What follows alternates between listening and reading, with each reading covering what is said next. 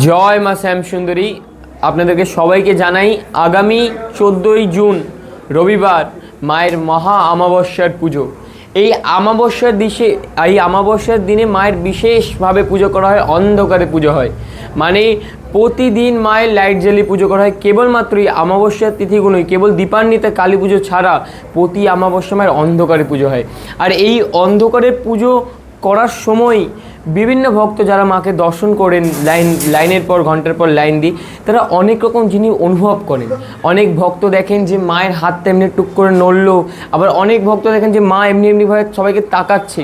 তো আপনাদের প্রত্যেককে বলছি, অবশ্যই যারা যারা পারবেন আগামী 14ই জুন রবিবার অবশ্যই মা শ্যামসুন্দরীকে দর্শন করতে যাবেন, কারণ অমাবস্যার দিন দর্শন করার মাহাত্ম্য বিশেষ।